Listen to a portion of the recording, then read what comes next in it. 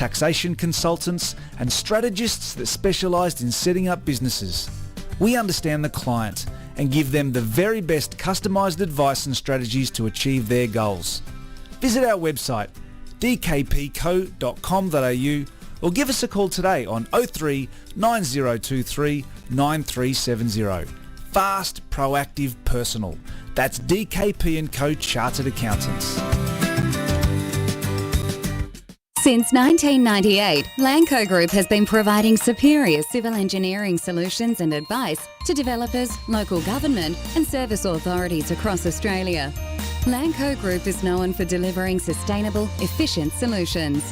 By working closely with clients, Lanco Group is able to meet the complex infrastructure requirements for residential, commercial and industrial developments on time, on budget. Find out more at lancogroup.com.au. Lanco Group, your business partner for engineering solutions.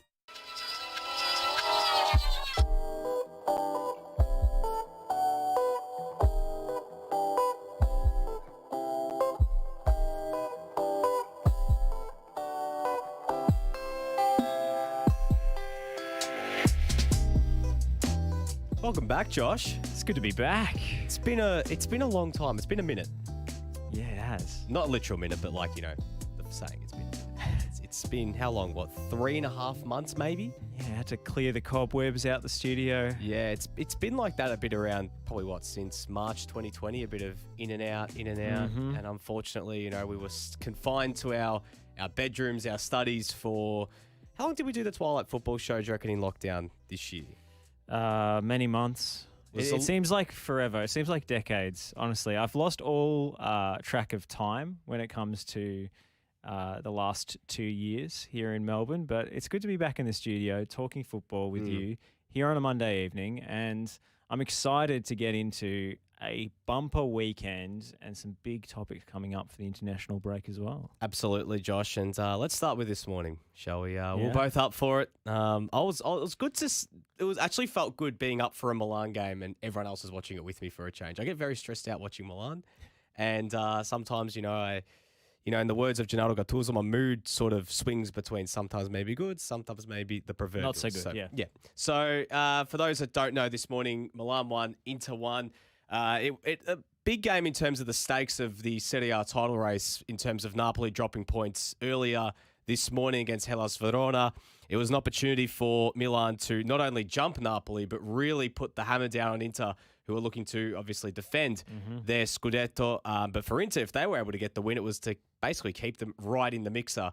And it was looking good for them early. A dubious penalty, which was dispatched by a former Milan man himself in Hakan Çalhanoğlu. Who wasn't tame about stoking the intercity tensions before the game, was he? He had a bit of an interest. Well, I wouldn't say interesting. It was just I thought it was a stupid Instagram post. I'm going to put it bluntly. Team Hakan doesn't get the tick of approval from Milan fan Nick Debano. Well, this just in. For those that didn't see it, it was he posted his Instagram like this. I think it was a picture of the Duomo, and it had either side two big Hakan Çalhanoğlu's, one in an Inter jersey, one in a Milan jersey, and then he had a photoshopped edit of himself taking on himself, him in the Inter jersey taking on a Milan jersey version of Hakan Çalhanoğlu.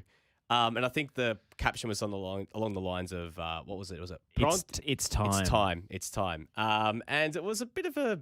I saw it and I just thought that is peak Hakan Çalhanoğlu. Bit narcissistic. Yeah, just a little bit. And you knew straight away. Hint of the Mesut Ozils about him here in the Milan shirt, just the eyes. Yeah, a little bit. Sorry, actually San Siro, not the Duomo. I thought it might have been a bit more artistic. Yeah, there seems to be there's a Duomo on the right there. I thought I wasn't going nuts. On the right-hand side and the San Siro looming in the background. It's a real industrial, imposing venue, isn't it? It does. And it's a shame that in a few years' time, the San Siro is going to be demolished and moving to a new stadium. But that's a topic for another day. Çalhanoğlu stepped up. He scored the penalty. As you can see, Josh pulling up the photo on his laptop now. He put his hands to his ears and wanted to hear it from the Cordova. It wasn't actually a great penalty, just sent Tatarusanu the wrong way. Within minutes, though, Milan equalised. Stefan de Vrij own goal. And for those who know about Stefan de Vrij, he has a tendency to score, or not score, but do things for the opposition team in big games. If you remember back to his time at Lazio. Only Bit of a Richard Dunn type. Yeah, a bit of like, famous mishaps on the big occasion. Mishaps. Yeah. And scored the own goal. And it was game on. And within minutes after that, Inter were back on the spot. And it was this time Lautaro Martinez who stood up and took the penalty. And it was saved by Cyprian Tatarashanu. And I got to say, what a save it was as well. Got right down to his right. And then for the rest of the game, it was end-to-end, shots off the line. Late in the game, Alexis Salamakers almost stole it with an absolute stinging effort from range. Like, oh my goodness, because he doesn't score many goals, and that's kind of not his forte. He's always been known that his Achilles heel is his final product, whether it's crossing, passing, or really just his shooting in general. But that was a great effort, and then Kessie missed the rebound. But in the end, I think a draw was kind of a fair result compared when you have a look at the chances both teams had. But it was a weird game, Josh. Yeah. Weird in terms of, I think, how it ebbed and flowed a bit, you know. Wild swings in momentum. Yeah. Wild swings in who was dominating. For periods in the first half, Inter had an encampment set around Milan's penalty area. And it seemed like just a matter of time before they scored. There were so many missed opportunities. Lautaro Martinez had an evening to forget, I would say. Poor game. Not only did he miss a penalty or have it saved brilliantly in the other spot kick of the game, but he also had a couple of opportunities inside the area, which you would expect a striker with his finishing instincts to have put away normally. But, you know, Inter were bossing long periods. And then sort of the last half hour, last 20 minutes of the game was all Milan. Yeah. And it may well have been the substitutions that prompted that, Nick, because I don't think Stefano Pioli's starting 11 came off as planned at all. I mean, not only did he make a halftime substitution with Ballatore, the left back, getting absolutely monstered in the first half by the likes of Darmian and turning his back on the ball before conceding that penalty, which was just like defending 101. You can imagine what some of the, you know, stiff upper lip British pundits would have made of that, you know.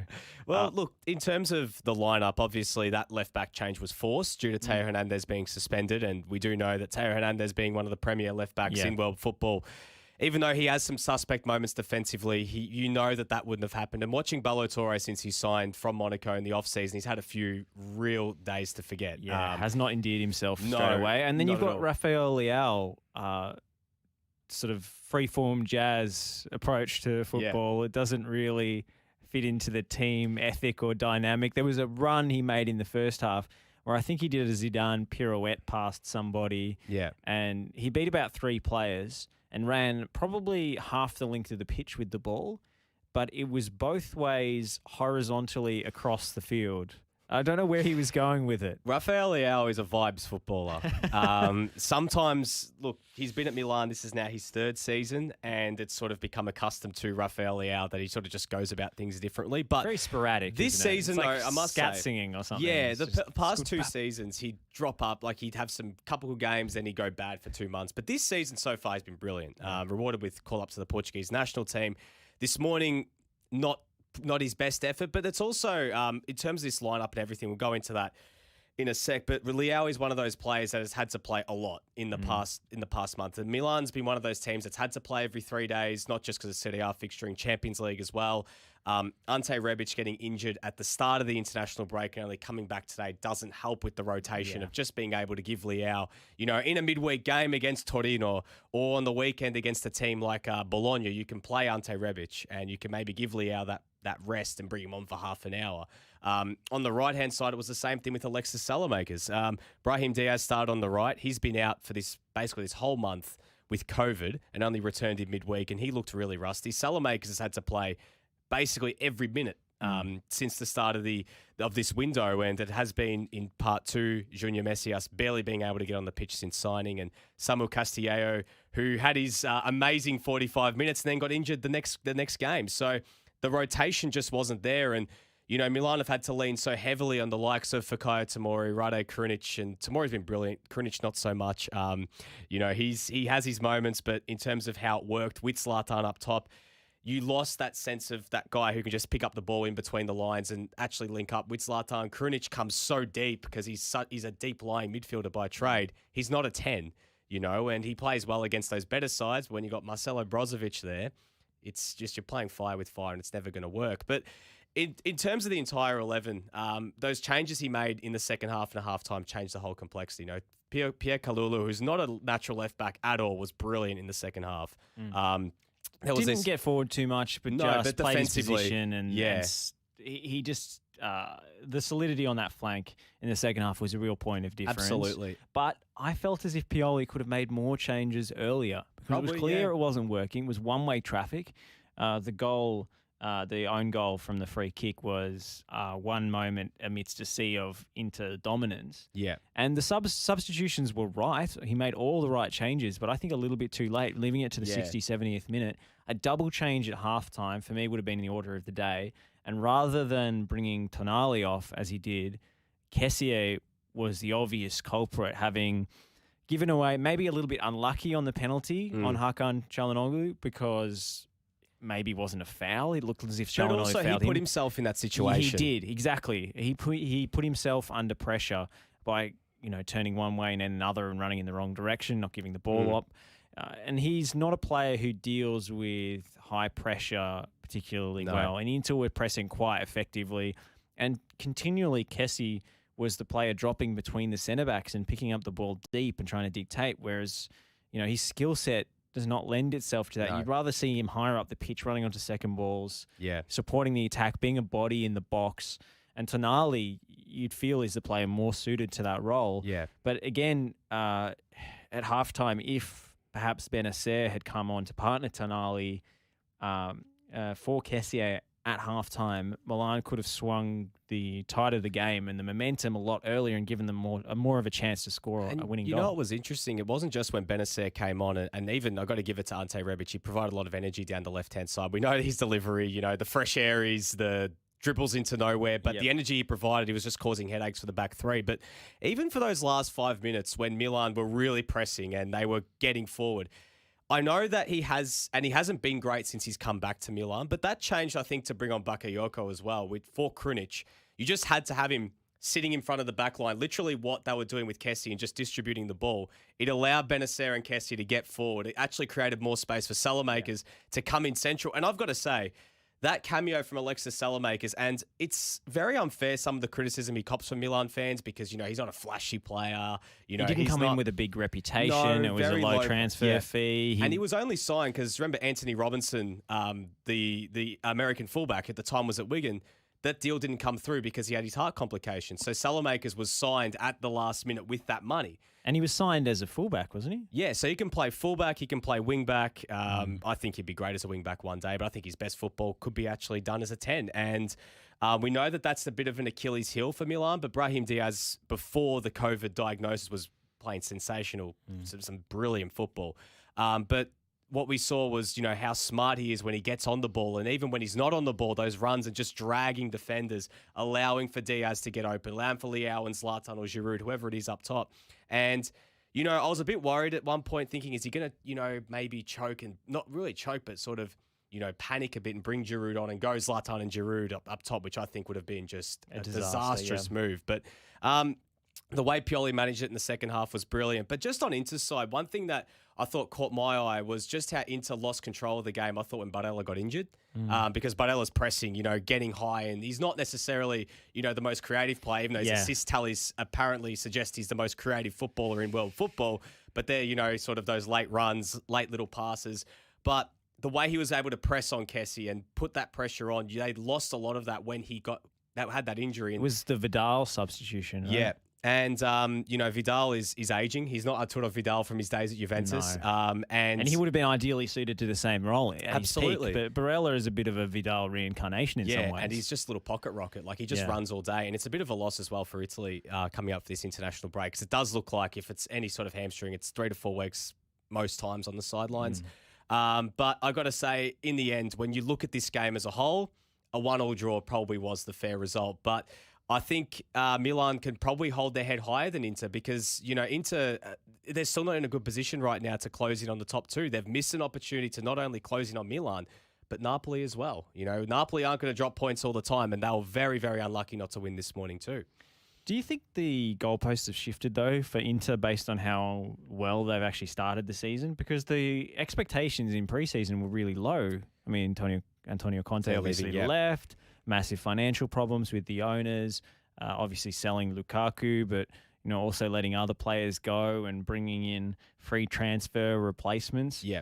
I mean, I think given the expectations for them in pre-season, thinking that they were going to slip down the table dramatically, they've actually done okay. They've done okay, but they haven't necessarily been inspiring like in the same level of Napoli and Milan. I think they'll make top 4 this year. Expecting to be defending champions this year. But they're a weird read because sometimes they play some really good football. And recently in the last, I know they've only played Sheriff in the Champions League, but Inter's had this thing about the Champions League where they've just never been able to get over the hump since they won it. Like the last decade, they have been a terrible Champions League team. Even under Conte the last 2 seasons, they've been abhorrent. They've finished bottom of the group every time, and it was looking that way, and he's got them back, I guess, sort of, playing some decent football under Simone Inzaghi. I think Inzaghi's done brilliantly with them, with what he has. But I still think they've got some issues in the middle. I don't know how much of a long-term solution Hakan Çalhanoğlu really is in terms of the middle of the park. There is word that they're going to have to shave the wage budget again. I know they just re-signed Barella and Martinez, but we know what contracts are like these days. Lukaku signed a new deal at Inter only weeks before he was sold to Chelsea.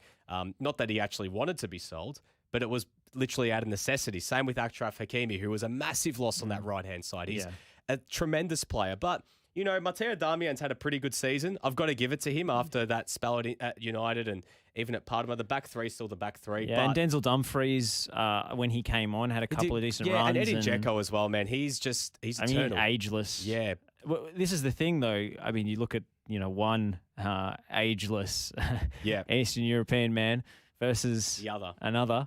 I guess he's Swedish, but yeah. Zlatan Ibrahimovic at age 40. I legitimately did not know he was on the pitch until the second half. Yeah, and that's sometimes the issue because Zlatan, he just ebbs and flows, and that's sort of the... And he needs the team playing far higher up the pitch than maybe some of Milan's other players are used to. Yeah, and Zlatan, I guess, throughout his whole career has been able to sort of shoulder that that responsibility. You've seen how many times he used to come deep and receive the ball and do all that. He can't do that anymore. He's 40.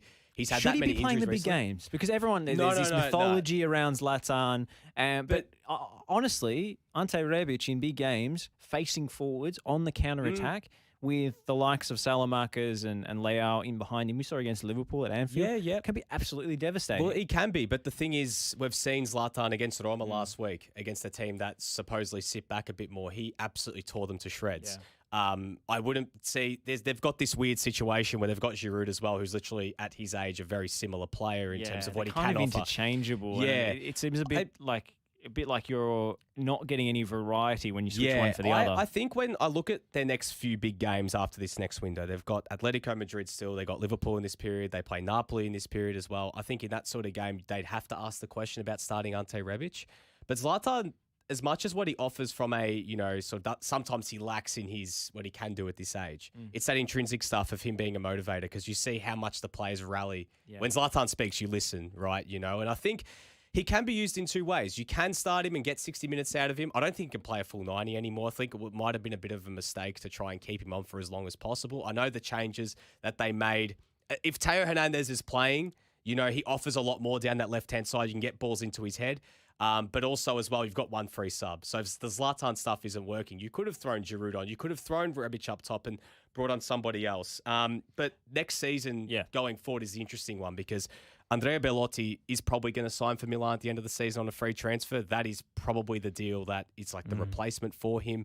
Giroud's contracted for another season. Pietro... Always a backup, Giroud. Doesn't matter where he goes. Giroud will be fine, just to have there as that experienced backup. You don't want to be relying on him, but every 3 days you can just throw him in there. They've got young Pietro Pellegrini, who hasn't played much since joining on loan. They've got a young boy out on loan at the moment called Lorenzo Colombo, who's almost a top scorer in Serie B. So their stocks are fine, but they've got to ask the question at the end of this season, even if they win the league, as to how much longer can you milk the cow of Zlatan Ibrahimovic and how much more can you get out of him at 40 years old?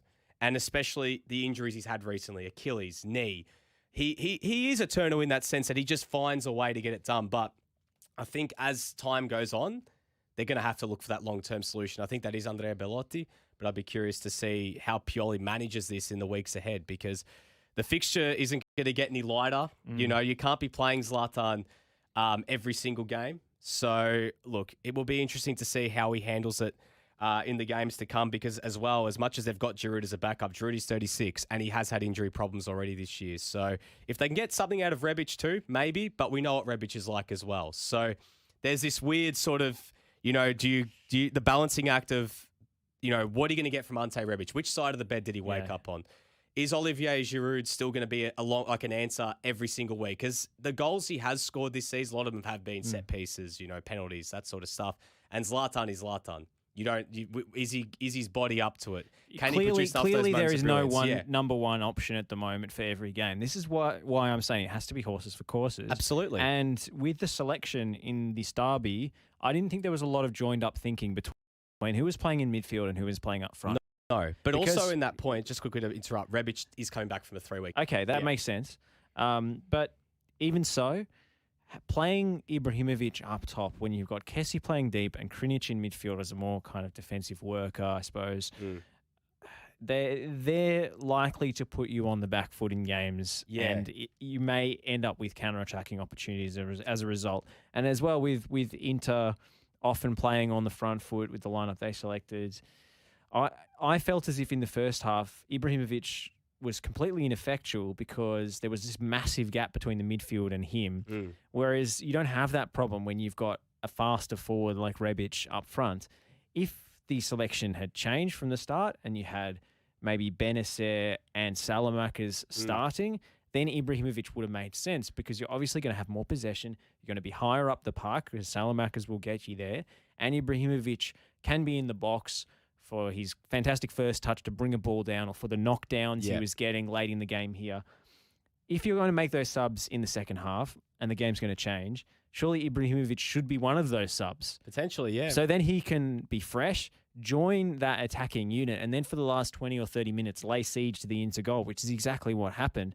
But maybe if Ibrahimovic hasn't run around for an hour beforehand, he gets to a ball ahead of an Inter defender and Milan win the game. Yeah, and the thing was, if you want to look at that actually is a good point because against Porto in midweek, he came on for 15 minutes and he scored, but it was disallowed, obviously, but he got in the right areas.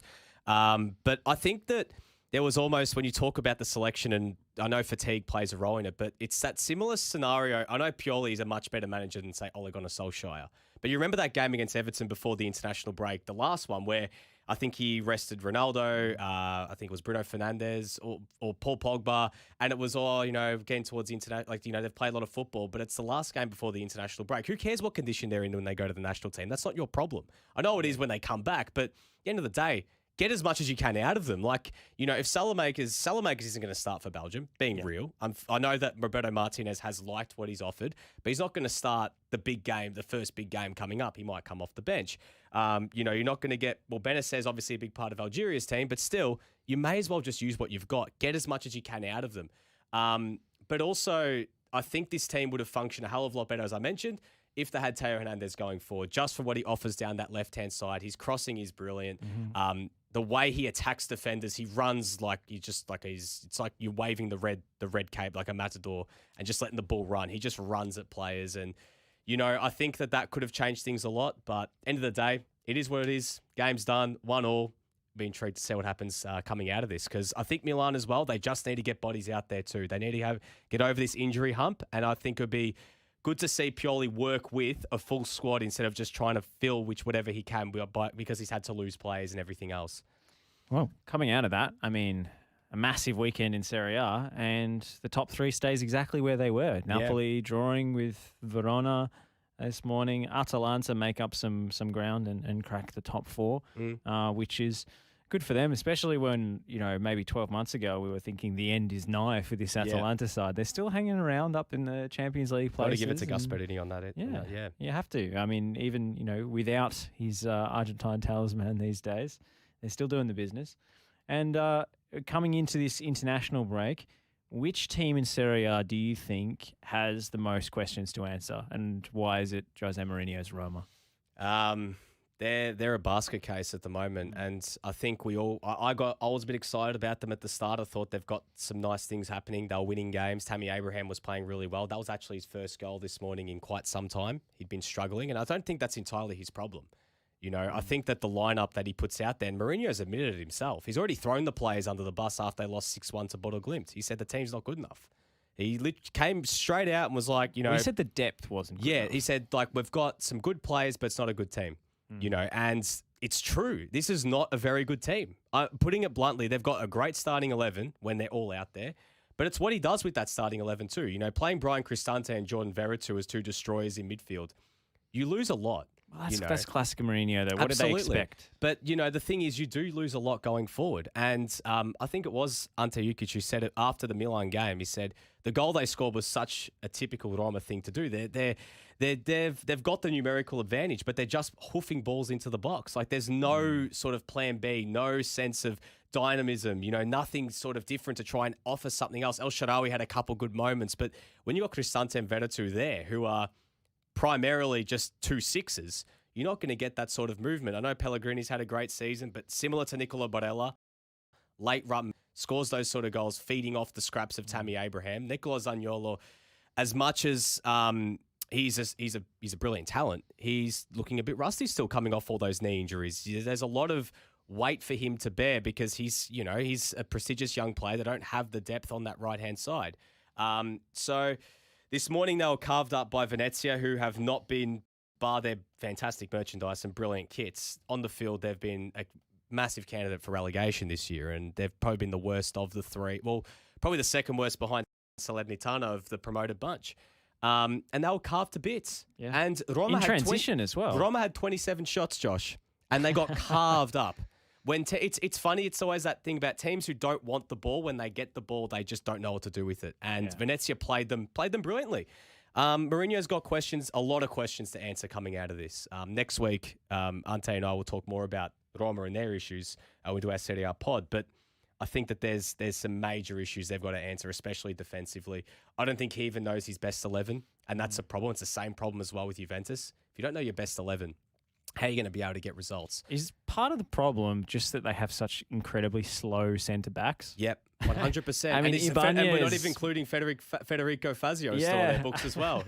Mancini, these guys are not modern day defenders. Not at all. I mean, Roma are going in search of goals, and yes, you can hammer balls into the box when you've got Tammy Abraham and Shomurodov to aim at, but when you lose the ball and it goes the other way, when you're relying on these really sluggish defenders to make up the ground, I mean, it only takes one quick forward like Okereke to tear you apart. Absolutely. Jose Mourinho's teams have always, when successful, been built from the back. So would you, if he does keep the job, if he does stay in charge and not, go to Newcastle United or something, to his mythical connection to Bobby Robson, could you see him dipping into the market in general, looking for new defenders? He has to. There's no sugarcoating that. He has to. I think the one thing he's got to do, just having a look at this team on paper, just in the meantime, is you're talking about slow. I think the best thing they could do is do what Atalanta did with Brian Cristante and play him in centre back. Put him in the middle of the three. Just let him distribute. He's a good defender. He's very, very good defender as well. He's a big boy. Gianluca Mancini, I think, is a very talented centre back. But if you've got two slower guys around him, and he's already a slow guy, you're gonna really expose him there. I think definitely, but the thing is, it's how much do they have to spend? Who's actually going to want to go there right now? They're going to have to be smart with their transfers. They've got to be really sort of, savvy with who they look for. Might have to not go down the usual route of looking for names or looking for guys who have sort of been there and done that. Start looking for some, diamonds in the rough per se. But it's not even there where they have to answer. They've got questions to answer in midfield. Their central midfield depth is really poor. Beyond, even if they do move Cristante, it's who else are you going to play there? Amadou Diawara has been told to find a new home, and he's literally the only other backup they've got. He's filled his bench now with kids almost every week. We saw Aussie Christian Volpato on the bench the other week. Yeah. He hasn't been in the bench since. The writing's on the wall as well for Henrik Mkhitaryan. He's not getting minutes right now. And it's going to be interesting to see how he manages it, but it's a matter of how long do the Roma board wait until you sort of make that decision on him? Because they gave Paulo Fonseca a lot of time to sort of get it right. He didn't. Jose Mourinho was brought in. They were hoping he could steady the ship. He hasn't. But this squad is just simply not good enough. And they've got, I think, a very talented attack. They've got great wingers. I think this 3-4-1-2 formation actually be the worst thing for them to work with because you do get the best out of El Shaarawy and Karsdorp, who are great attacking fullbacks. El Shaarawy is one of the hardest working players I've ever seen, despite the fact he's had that many injuries. The guy just runs all day. And Karsdorp, defensively is quite poor. So I think in midfield defense, they've got to make some big moves. They've got a lot of questions to answer. And so it's with the cattle they have on the park now. Yep. Bear with me here. Cristante to the heart of the back three, as you're mentioning. Maybe Zaniolo is one of the midfielders. I know he's. I think he'd be good as a 10, but then again, though, him and Pellegrini can't work in the same. Could you play Vertu as a sole holder and 2 8s in Pellegrini and Zaniolo? Not hard workers, though. That's the problem. Yeah, that's the thing. You'll get carved on the counter. Unbalanced immediately as soon as you try and add some more poise on the ball, more creativity in there. So that's the. Well, it's just before we'll go to a break in a sec, but it's the same issue that Juventus have as well with their midfield composition.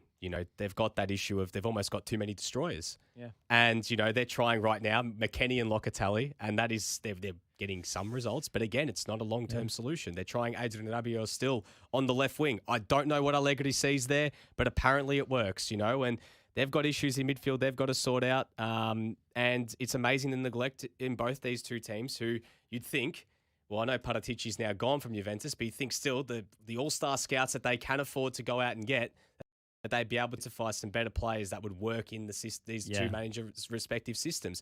But it's funny with Allegri and Mourinho, they can't Death Star their way to wins anymore. It doesn't work in Serie A these days. They need to be more progressive. Has the league improved in terms of the depth? I think the better the gap between, say, the top 7 or the 7 sisters as they're called, between, say, your Fiorentinas, your Sassuolos, Hellas Verona, etc., they've gotten a lot better. They know how to break these teams down. I see what Igor Tudor's done so far at Hellas Verona. He's been able to break a lot of these teams with the way he plays on the front foot. Vincenzo Italiano at Fiorentina, etc. We saw what De Zerbi did at Sassuolo for so long. His innovative sort of moves, and Dionisi now. So I just think that there's almost a sense of, arrogance. We can still go about things the same way. Allegri's been out of the league. We can go back to just doing what we did. We won. It was a proven successful formula, but it's not anymore. It's not in Serie A because teams know how to play him. Just give them the ball. Because what are they going to do if they have the ball? Nothing. And you don't have Crotone, man, to bail you out. No, not anymore. Not anymore. It's a conversation for another day. Josh, let's take a quick break here on our F&R Euro show for today. Sponsored today, obviously, by DKP & Co. Chartered Accountants and Lanco Group. And we'll come back. We'll dump into a bit of Xavi chats. Xavi chat. Back in a sec. Are you looking to change your destiny in life? Be your own boss? Start your own business? If you are, you need people who understand your needs and are committed to helping you make it happen. At DKP & Co. Chartered Accountants, we are more than just accountants. We are business advisors, taxation consultants, and strategists that specialise in setting up businesses. We understand the client and give them the very best customised advice and strategies to achieve their goals. Visit our website dkpco.com.au or give us a call today on 03 9023 9370. Fast, proactive, personal. That's DKP & Co. Chartered Accountants.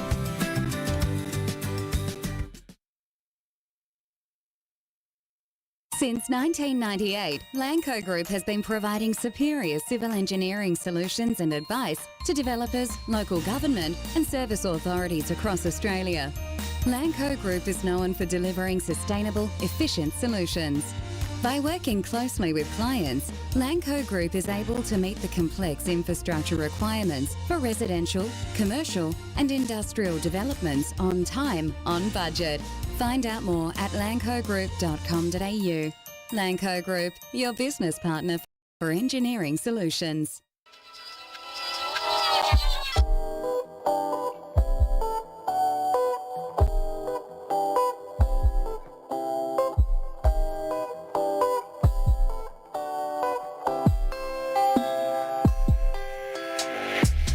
Welcome back to the F&R Euro show here on F&R Football Nation Radio. Nick Tabano and Josh Parrish here on your Monday evening. Enjoying the show? Drop a comment below on the Twitch. Over to, is our Periscope still running or what's the go there? Yeah, Twitter's a bit sketchy these days with the live streaming. I think Twitch is the place to go. You can also, if you're not keen to set up a Twitch account or whatever, you just go to the website, footballnationradio.com. When we're streaming live, see it straight on the front page, just hit play. So it's easy as that. Nick, people might be wondering, why are we not talking about Australian football today? No. Well, today, obviously, we've got a bit of a new program schedule coming out, Josh. Monday Let's call nights. this week the soft launch. And you might see some new branding, some new show intros, some new content coming out next week. But to give it a breakdown for the F&R diehards out there.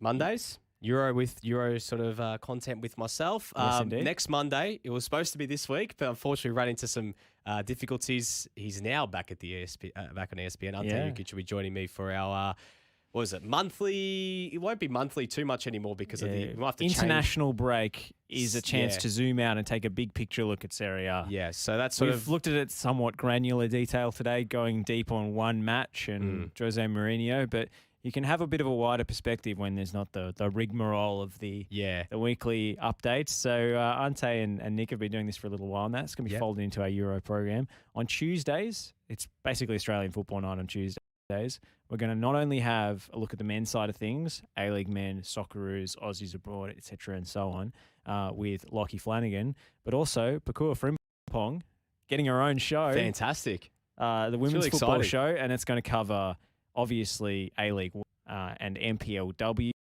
So the Matildas, all of our Australians playing overseas, the NWSL, and particularly we're going to have a look at the Women's Super League, which Pakua watches religiously, and I think it's because her beloved Arsenal does a lot better in the women's than the men's. But that's going to be a big part of the programming as well. Then on Wednesday nights, very exciting, we've got the return of the Green Room, Western United Club show here on FNR. We've got a huge show planned for that. Look out for our promotional materials. There's a big guest coming on. Big guest. He's literally big though. Like, yes, he's big. He's a tall man. Yes, he's a tall man. He looked into my soul about a fortnight ago, and I know all his deepest, darkest secrets now. So, yes, he's going to be joining us as well as club president Chris Pellavanis. Shall we say who it is? I think people might be able to guess. Let's say he's making a bash. He's a new arrival. Yeah, a new arrival joining us, and then after that, a bit later in the evening. We're going to have Nick Hughes taking us through English football, the Premier League show returning. So looking forward to catching up with a few UK-based journos in that 8 p.m. time slot, just a little bit later with the time difference. So we can get plenty of experts on the line as well. And, of course, on Thursdays, as always, State of Our Football Nation with George Denikian. Sounds good, Josh. The exciting part about all that is really Wednesday nights being literally the Western United night, because as we do know, Nick Hughes also works at Western United. So it's almost like as if we've got a bit of a Western United takeover here. And no, we do acknowledge Melbourne Victory here at the station. They still do exist. Yes, for now. Maybe not in 2065, we'll see. That is not a plug. That is not a sponsored read. Anyways, Josh, big news happening last week. The announcement. It seems like it was always inevitable that it would happen one day. And it's probably one of the more exciting sort of former players coming back, because he's a proven manager, albeit obviously in Qatar. But Xavi announced as the new manager of Barcelona, replacing Ronald Koeman, whose disastrous reign comes to an end. Disappointing that a club legend like Koeman, his time at Barcelona has sort of been tainted by the last few months, or the last little bit that he's been in charge of the club. But it's exciting. Chance now for Barcelona to really hit the reset button in the post-Messi era. Yeah, I think Ronald Koeman being one of their own didn't resonate quite as much when his style of football is so counter to the mythologized Barca way, the Cruyffian way. He's much more of a pragmatist, as it happens.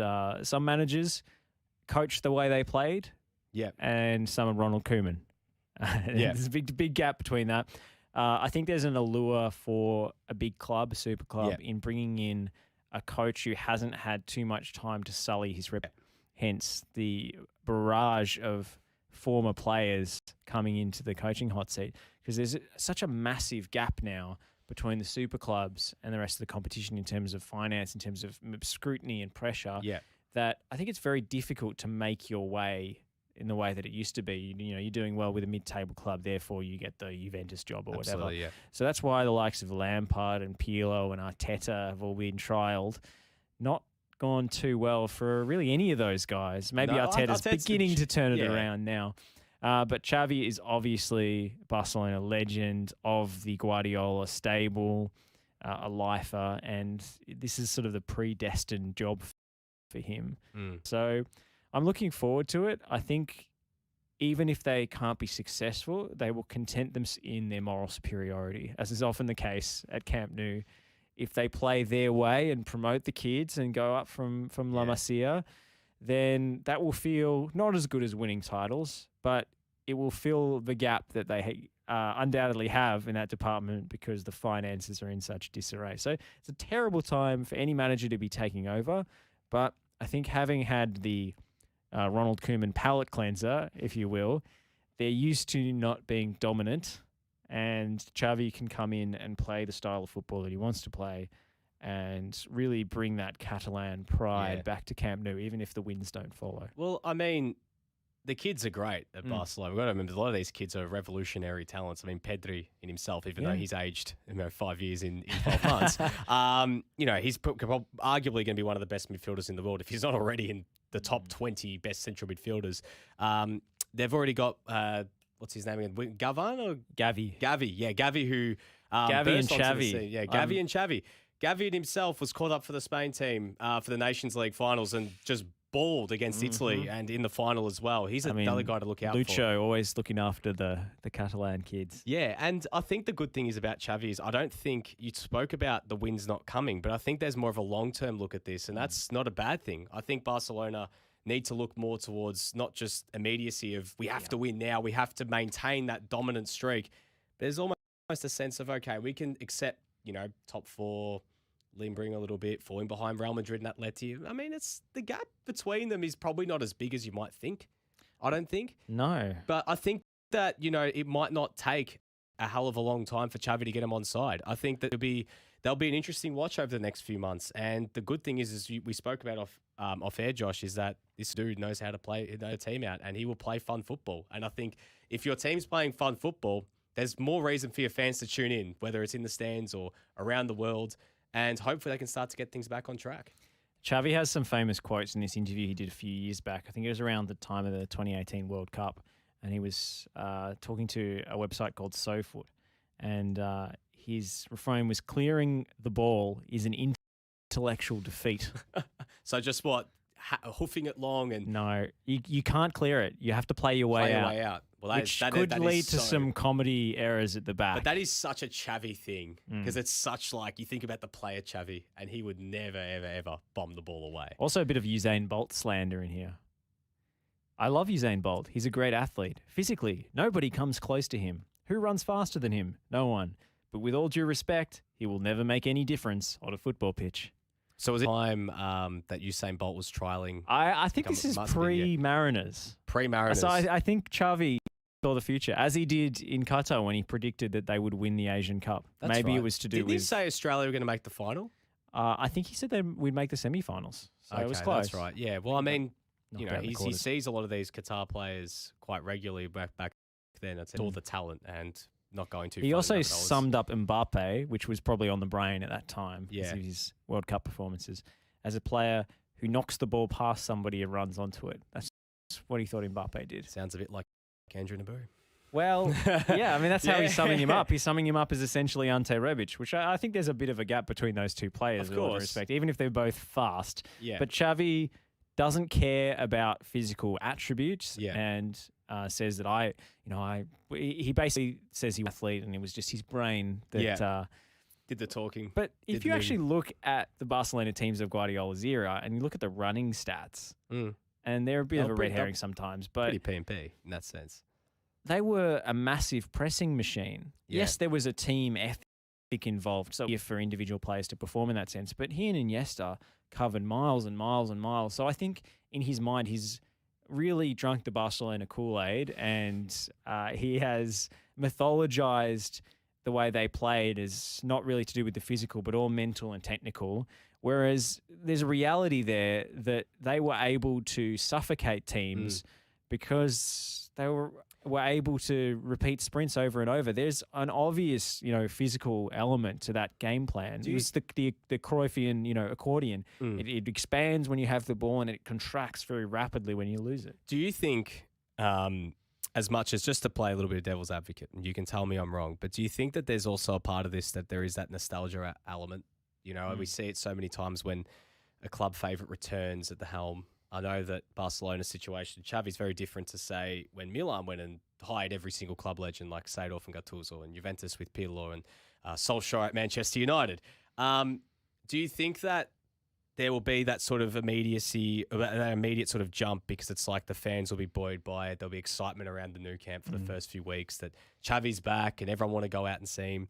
But then there could be sort of, if things don't go right, that it might be even more disappointing. Like, I don't know, I'm trying to word this in the best way possible, but you've seen it so many times. Well, you saw the emotional video that Barcelona put on Twitter about this, his final game, and he's, crying in the interview, and they're throwing him up in the air or whatever. And it's going to be even more devastating when they eventually have to sack him, because all managers get sacked. That's the reality of the job. Well, they have to move on eventually. Yeah, or they leave. So everything lasts forever, and I don't think Xavi will. But it's funny about Barcelona. People perceive it as this global club, which it is, and all these fans around the world, and having all this media scrutiny and pressure from all around the globe. But the actual day-to-day operation of the club and the opinions that matter in Barcelona, it's extremely provincial. Right. It's actually very local. It is the sort of wealthy socios who almost make up the council of elders there. There is a sort of strata of rich Barcelona businessmen who are kind of part of the fabric, and they're not always directors and so forth, but making up the corporate boxes and so forth. And it seems to be these guys that sway public opinion, and some of them even own the newspapers and so forth. There are people locally you have to impress and get along with in order to succeed as Barcelona manager. You have to win friends and influence people. Yeah. And none of them are outside the city walls, so to speak. Well, it's funny you say that.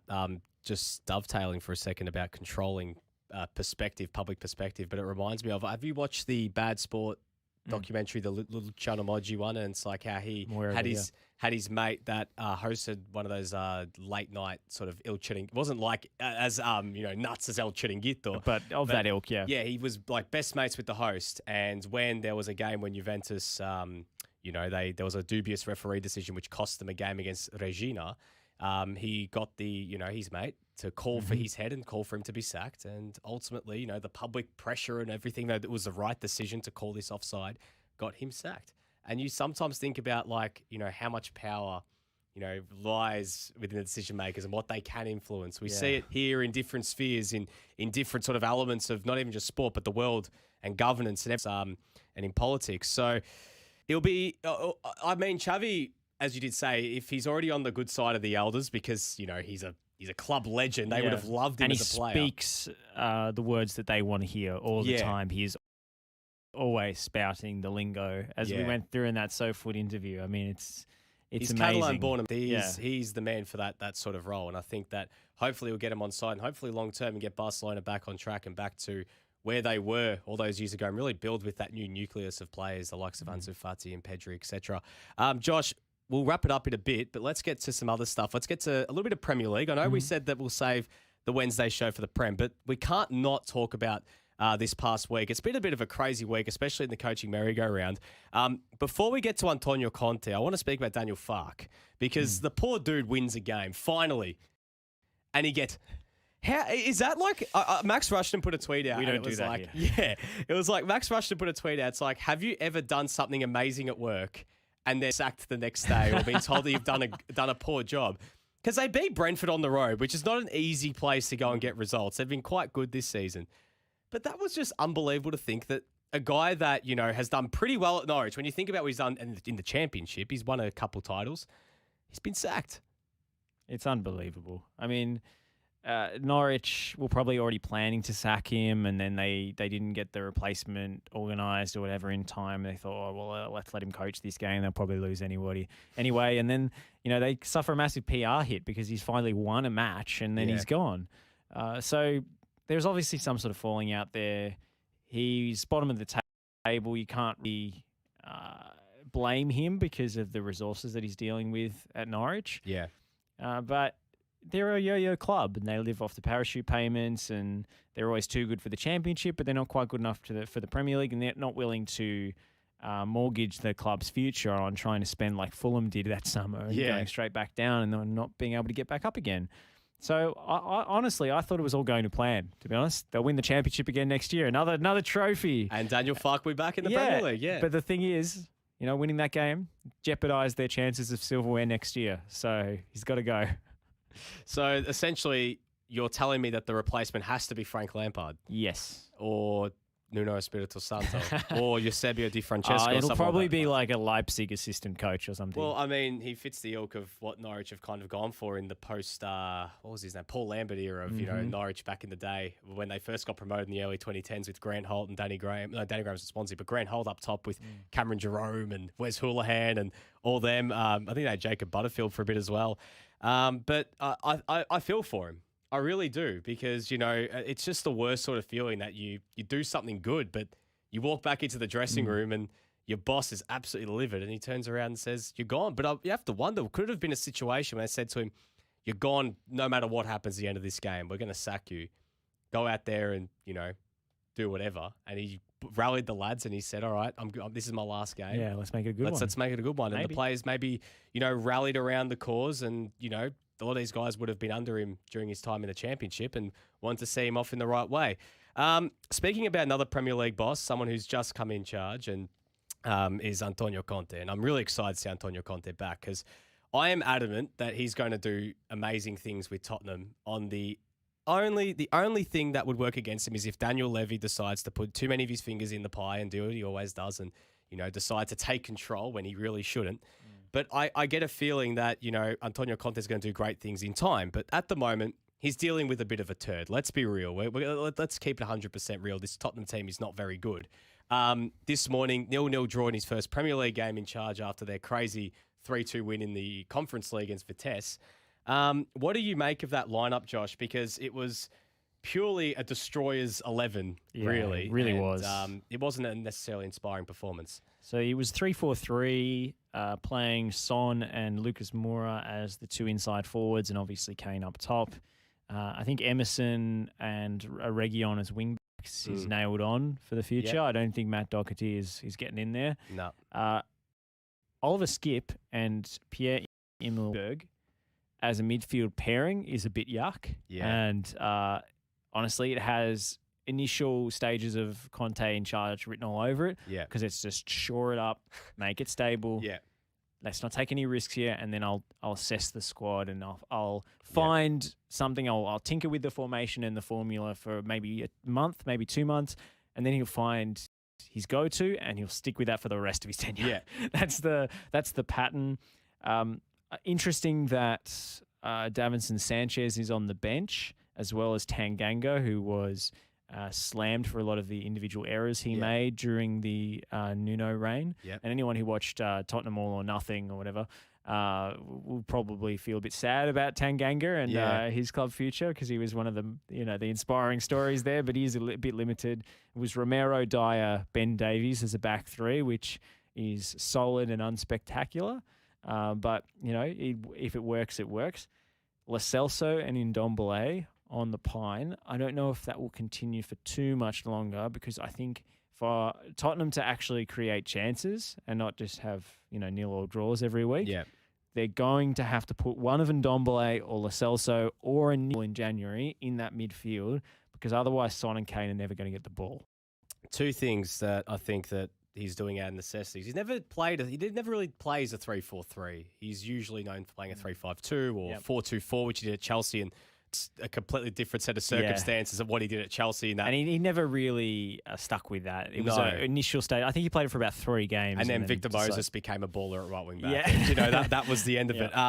But look, I think that this team at the moment, when I look at this starting 11, I don't know how many of these players are in his best 11 when he gets a transfer window, gets the war chest that, apparently has been promised to him. He's back with his boy Paratici. They did wonders at Juventus. As much as Conte is a brilliant motivator, which he is, and there'll be players that will be, completely, they'll want to run through walls for him, based off all the different sort of references and glowing sort of stuff that guys like Leonardo Bonucci and Pirlo have said about how he crushes your mind when he speaks to you and he's like a viper. Yeah, and his words they just stick and they make you think, what the hell, where did that come from? The guy is obsessed. He lives and breathes football and he's going to want to win and win now. So as much as, there could be some patience and go, yeah, look, let's just get this season over and done with. Let's hope for maybe a spot in Europe. He's not going to take anything lightly. You watch in January, he's going to go hard at the transfer window. And he's already, labelled the guys that he wants. And when he gets that 3-5-2 and he gets those players, I don't think there'll be a lot of these guys that maybe are there. I think playing Ben Davies at left centre-back tells you he needs a left-sided centre-back. He will do all he can to get someone in. I wouldn't be surprised if he's on the phone to Mino Raiola and asking, hey, I know Alessio Romagnoli's out of contract. Can we get him across to Tottenham? I know he said he wants to stay at Milan, but if the dollars are there, there's another guy in Milan as well called Franck Kessie who will 100%, I think, end up at Tottenham Hotspur. I think it's a matter of when, not if. And he fits the mould of what they need because they need a good six, which I think will be, I reckon Marcelo Brozovic, will end up there because Inter will be in that same bit. Did I have to, sort of balance the wage sheet again? Brozovic, Franck Kessie, and then you get that extra guy in there as that Nicolo Barella sort of, you get your box-to-box Kessie and the guy can just spam the late runs, which I think will be in Ndombele. I don't think Dele Alli is going to have much of a future at Tottenham because we know he doesn't like hard work. And if you don't work hard under Antonio Conte, see you later. And I don't know about guys like Lucas Moura, Steven Bergwijn. These guys Bergwijn, unless he just suddenly turns into a wing back, it's not going to happen. And I think Lucas Moura as well, unless he can play inside forward. I think Harry Kane and Son Heung-min, if he can find that same, we saw what they did last season. If he can get the best out of them as a front two, could be really dangerous. But their defense needs work. Their midfield needs a lot of work before they can really do anything. And I reckon the next sort of, November, the next 7 months will tell a big story. I'm really curious to see how different the lineup is today compared to, say, match day 1 of next season in the Premier League. I mean, Conte can turn some pretty ordinary resources into diamonds in terms of his defenders because the positional play is so drilled into these guys. They know exactly where they need to be wherever the ball is. You can't do that with the midfield. You need some guys who can actually find the target with their passes. Yeah. And, I think in Ndombele, they spent £50 million on him. He kind of has to work. Otherwise, Levy is looking really bad for that transfer. Yeah. He was the scapegoat under Mourinho. He needs a manager who's going to believe in him and give him license. He can't play in a 2. He has to play in a 3. Well, that's the thing. That's why they brought Paratici in. Essentially, now he takes the responsibility. Levy doesn't. It's like Levy doesn't want that anymore. He said to Paratici, Ndombele from a previous era. Yes, absolutely. It would be a real stinger for Tottenham if they have to let him go for a fraction of the fee. And the thing is as well, Josh, the thing about Spurs, which Conte will do, I think, you speak about how he's able to get the defence, if he has a good defence and everything else sort of works, it kind of like, transfers like it does. The rest around it doesn't matter. You think about, Italy in 2016. He had the best back 3 and goalkeeper combo you could think of, the BBC back 3 and Buffon between the sticks. He had that at Juventus at the start when he took over. They weren't that great. I mean, the players around them, he had Andrea Pirlo, but his attack was getting a bit on. He had the likes of, Del Piero still running around, and they weren't a high-scoring team. They'd just win 1-0, and he had hard workers at wing-back like Lichtsteiner and Asamoah, but it worked. Same thing in 2016. That was his most expensive transfer, I think. Yeah, Asamoah. It was. And the thing was, and that's why, it's so important that Tottenham keep giving him the resources to succeed, because how many times, every single club that Conte's left, since Juventus, including Juventus as well, it's been because the board can't match his ambition of, giving him resources to go out and spend. And he usually wins the league, and then he wants to win the big one, the Champions League. And he fails. And then he asks for more money in order to win the Champions League, and then he gets angry when he's not given it. Well, think about this. Juventus, he said, I remember there was a famous line, he said, you can't spend €10 at a €100 restaurant. Yeah. And that's what he described Juventus as. And that was true. They would not spend unless they were on free transfers. And Juventus built that initial team around free transfers. You think Paul Pogba arrived on a free transfer. You look at him at Chelsea, he said, the board didn't get me Lukaku and Virgil van Dijk, so how are we going to succeed? And to be honest, like when you look at that team, they really could have done with Virgil van Dijk at least, and they eventually got Lukaku back, but he got Lukaku many years later. He got Lukaku at Inter. Yep. And then obviously at Inter, he said it himself, I could not work with what they were going to give me this season, which is fair enough. It doesn't match Conte's ambition. And also, his money, what he was earning was just ridiculous compared to what Inter had to shave off. Yeah. So you'd have to think at Spurs, 2-year contract he's got. Well, yeah, I think it's 18 months. Yeah, he has to get it done and soon, and Spurs have to match that. They have to be aggressive at the transfer window. They're going now with someone who wants to win trophies. Spurs are sick of being crap. It's simple as that. They're sick of not winning anything. They've got to go big now. And I think Conte, if he says, I want this guy, they've got to make it happen. What's the best case scenario? Maybe Champions League qualification Top four, and fourth. maybe a FA Cup FA or Cup Carabao or something like that? Yeah, I think so. And then next year, I think I would not be surprised if Tottenham go really aggressive. Yeah. Like they've got, especially if Conte doesn't sign beyond next season when it goes into the year, and he gives them, say, I want to get it done this year, I'm walking, they will do everything. And you will see some ridiculous sort of transfers where you go, why did they spend that sort of money? We're talking about Dusan Vlahovic. Even if they keep Harry Kane, I wouldn't be surprised they go, I want Dusan Vlahovic. Spend as much as you can. And Fiorentina get this $80 million sum for him, and Vlahovic rots on the bench. So who knows?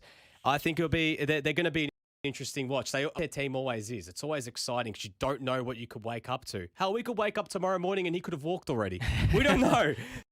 So anyways. The Bielsa move. Yeah, it could be great. Josh, before we go, international break coming up this weekend. Anything sort of catching your eye from Europe that you're looking forward to? Well, I always keep an eye on the Irish national team. Yeah. And they're playing against Portugal again, and they were cruelly denied last time. So maybe, just maybe they could get a result. But that's got very little bearing on the actual qualifiers.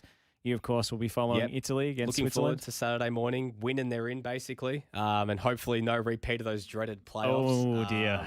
It's Bad memories. Yeah, well, Italy play Switzerland and have to go to Belfast against Northern Ireland. I don't want to go to Belfast on that final day. You don't want to need a result in Northern Ireland on the last day. And knowing them, I don't know if Cole Lafferty's still playing for Northern Ireland, but he'll probably pull something out of his proverbial. But I think that it'll be interesting to see that game. I think it's in Rome, big crowd expected. I think it'll be enough to buoy the Italians. Remember how good they were in the Euros. So without Barella, though, that will be the sort of the storyline heading into it. So looking forward to this weekend of international football, Josh. But I think for us to say goodbye. And indeed it is. And then looking forward to next Monday where you'll be joined by Ante Jukic for a Serie A deep dive. Looking forward to it. But from us here at FNR Football Nation Radio, we're back tomorrow. All things Australian football with Josh indeed. Parrish and Lockie Flanagan. Looking forward to that. And also Pakua Frimpong's women's debut. football show. Yep. At what time, Josh? So it's 6 and 7. Yep. Men's and women's. Fantastic. All right. Time for us to say goodbye. Have a lovely evening, and we'll chat to you soon.